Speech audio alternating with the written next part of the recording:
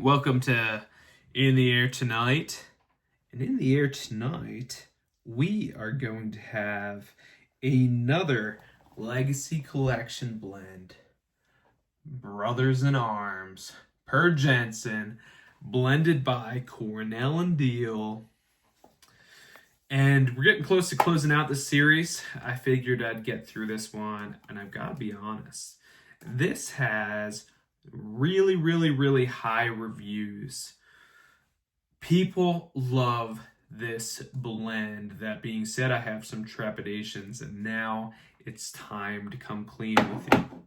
Problem with reviewing pipe tobacco, and I don't review pipe tobacco in the sense where I give it a rating, because I don't believe in that, and I'll tell you why.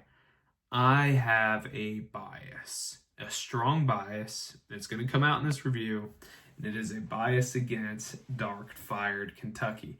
I don't know why, but I've never been a fan of it. I was super excited to try HH dark-fired Kentucky back in the day when I first got into pipe smoking, and I couldn't make it through a couple bowls of it. Something about that flavor profile comes off as horseradish to me, and it almost burns my sinuses. Maybe it's just the way my body is chemically, I guess you could say. It just does not sit well with my palate. But I've got to review all of these, and this is pretty highly regarded. So normally I will smoke these tobaccos first before I review them to get an idea of what they're like and to just really put my thoughts down on paper before I start talking. For this particular blend, I'm just going to give a first impression. I either like it or I don't. I'm Mikey here. Mikey either likes it or he doesn't. This is what it looks like. We're seeing a lot of ribbon cut in there. Looks really good. Smells really good too. Let me stick my nose in here. Definitely get that mesquite. It's pretty complex on the nose. It's going to be complex smoke, but smoky, not a lot of Kia smoky, but like mesquite smoky with chocolate covered plums and some raspberries. I don't know. That's what it smells like to me. Today we're gonna smoke this out of a Briarworks Moonshine Grape Shot. Why not? Kind of Appalachian themed. We've got a lot of different moonshine pipes. I'm a fly fisherman, so I like nose warmers and things that are out of the way for when I'm slicing around, like swatting the water way too hard, like a samurai playing Fruit Ninja trying to catch a fish and get my fly caught on every single obstacle that's available, and get my line all wrapped up on stuff. I'm being a little too hard on myself. I'm not too bad at fly fishing. I've caught some pretty decent fish, but even a broken clock is right twice a day, I guess you could say. But anyway, I figured I'd smoke it out of this because dark-fired Kentucky kind of is like Appalachian to me, obviously with Kentucky and those Kentucky hills. So maybe this is a fitting pipe. Interesting debate about nose warmers. Do they actually smoke hotter, or are you just raising the alkalinity of the smoke and getting a chemical burn on your tongue? Jury's out. There's been some studies in the 60s that you could look into that say that it's not about the temperature of the smoke. So you could have a really long stem or a really short stem, but it's about how fast you smoke the smoke. When it smokes really hot, it raises the alkalinity, and that's what's actually giving you a burn on your tongue. It's not a temperature burn, but it's a chemical burn. Interesting stuff. Anyway, let me get this lit, and then I'll return with some thoughts. Oh, what am I doing? Guys, I almost forgot. I gotta read. Let's figure out what this is about, and I'm gonna show you the front of the tin while I do a little bit of reading here. I sincerely hope you enjoy this delicious dark-fired Kentucky blend inspired by one of my father's favorite mixtures. The front label features a photograph of my father, third from the right, aboard the royal yacht Donna Bragg, along with the rest of his specially selected crewmates.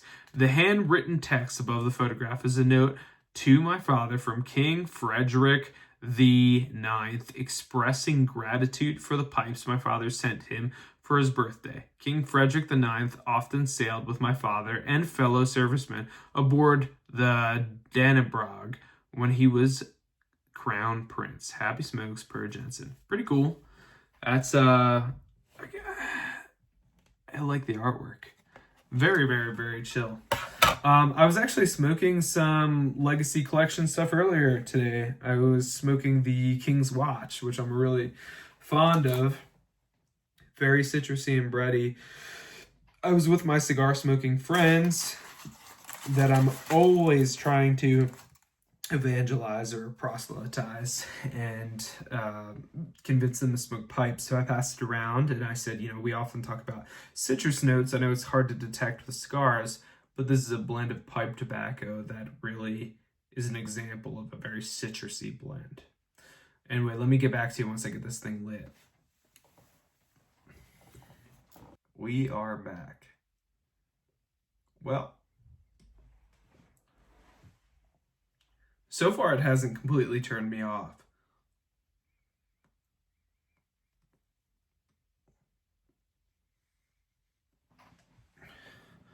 I definitely taste that dark-fired Kentucky.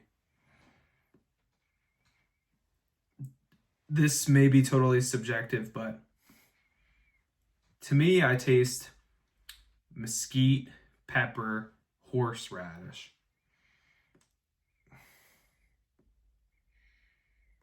Underneath that, I get nutty burley, bready Virginias, and like really ripe fruits that fruit flies are circling around. And that's the Perique, which is good in here. Honestly, this is not totally offensive to me.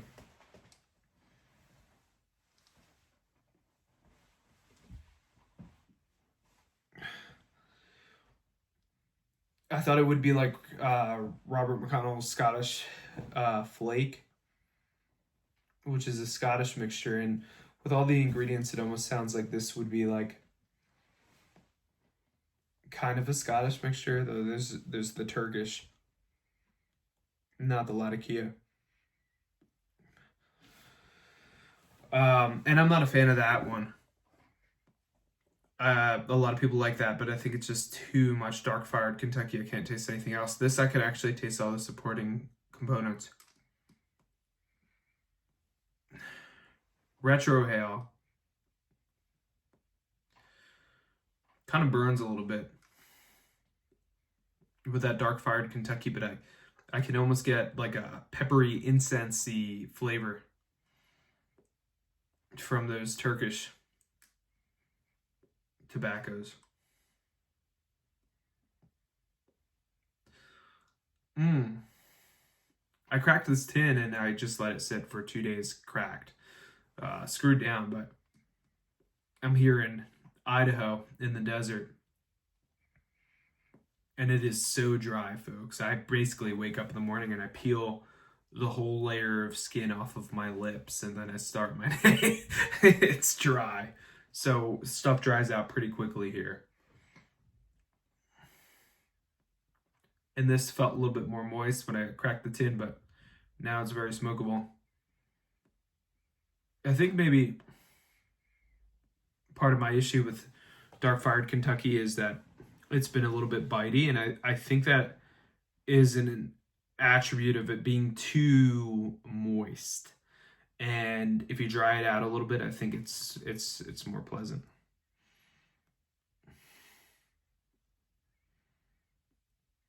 This is totally complex. Wow. It's impressive how deep and rich and layered this is.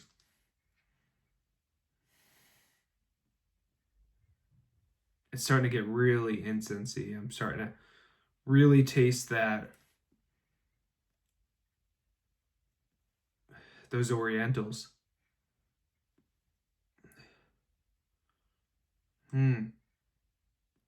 Okay, I guess I do like dark fired Kentucky in some blends. This isn't bad at all. I wouldn't be smoking this if it wasn't for the review. But as Soren Kierkegaard says, you could either be the knight of resignation or the knight of faith. You could either resign yourself to the way things are, or you could always have faith. And I guess I'm the knight of faith here because I believed that maybe I ought to give this a shot because maybe I was wrong in my presuppositions about dark fired Kentucky, and it turns out I am. Mikey likes it. Yeah, if you're into this sort of thing, if you like dark fired Kentucky, complex blends, Scottish blends, though I know some people are going to argue with me that this isn't a Scottish blend, then this is good. I mean, I think this is a good Thanksgiving blend, honestly. You got all the fixings, lots of different flavor profiles, philosophy of use. This is a good blend for smoking Thanksgiving. I would have smoked this when I shot that Terminator turkey in Coeur d'Alene, Idaho. I shot this damn turkey. And we had permission to hunt on this farmer's property. Lots of turkeys had gathered around his property in the wintertime to try to get away from the hunters who were hunting them in the hills. We saw some big toms there, got in contact with this owner, and he was like, sure, they're practically invasive up there in North Idaho. And so I shot him over this barbed wire fence because the property line started, it was like maybe 40 to 70 feet from the road. And then right on the other side of the barbed wire fence there were these two turkeys, and they just crossed. Bang! I blew the first one's head clean off. The second one I had injured.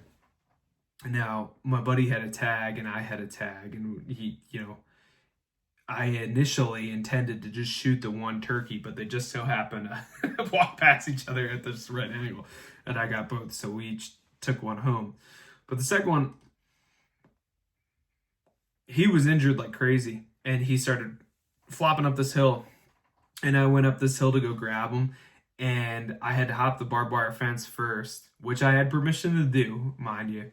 But still, hopping a barbed wire fence in the snow and muck boots, which don't have the best traction, I slipped and it tore my brand new LL Bean jacket right down the middle. So I was pissed. I spent like $250 on this jacket, which is a lot of money for me, especially at the time when I was living in a single bedroom apartment in Coeur d'Alene. Just got married and had a kid on the way.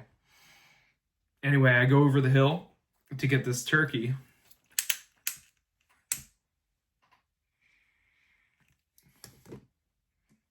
And I slip and fall on top of the turkey at the top of the hill.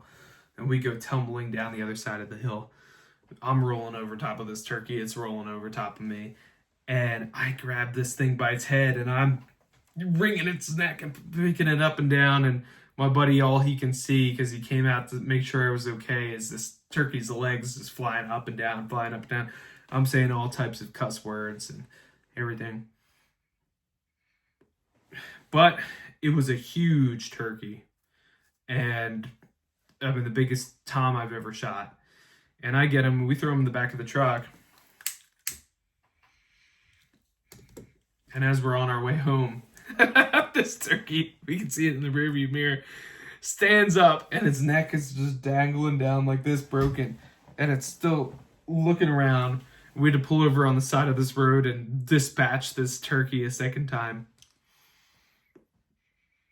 And we were laughing like hyenas. And we went and, normally I'll just breast these turkeys, kind of like skin them and take the breast meat out. But this one was so big, I just plucked it and we spatchcocked it, which is when you kind of break it out flat, put it over top of celery and carrots. And, my wife cooked this thing up. It was delicious. And everybody had said, we had a Friendsgiving with a bunch of different families, and they said this was the best turkey they'd had. And I brought a bunch of pipe tobacco with me. I think it was Boswell Northwoods, because I was smoking with people who had not smoked tobacco before, and I broke these pipes out on the table, and the guys, they grabbed them. And my buddy lives in a house that used to be a restaurant, so it's this really unique layout with this beautiful view of the mountains. And we opened up these garage bay doors and sat in lawn chairs and smoked pipes, and a couple of them were smoking a pipe for the first time. And if I could do that all over again, this would be a cool blend to introduce to them after a big Thanksgiving meal and a long hunt. Having trouble keeping it lit, but I think that's more of me talking too much and smoking out of a tiny pipe.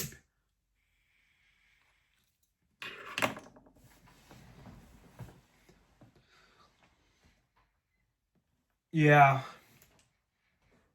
With Thanksgiving coming up, I'd get a hold of some of this. Getting some of that breadiness and nuttiness again. Ooh, that burley is just so nutty and good. Like a little bit of wasabi over top of some barbecue sauce with peanuts. Maybe a little bit of cocoa in the background too. But it's dry, it's not sweet. Quite good.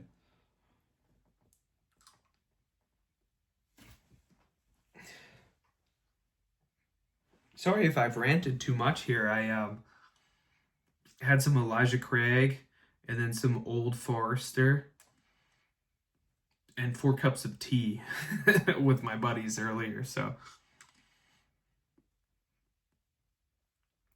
I'm liable to rant.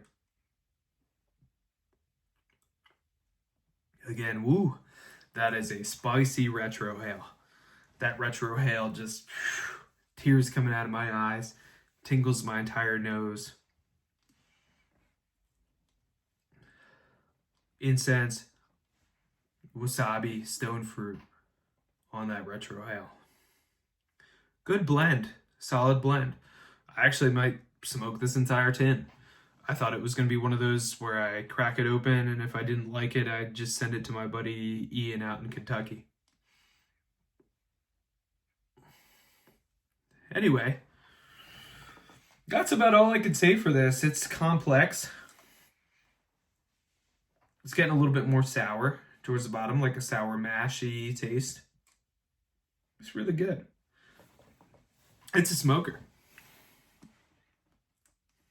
I'd say this is number 2 so far in that Legacy Collection series.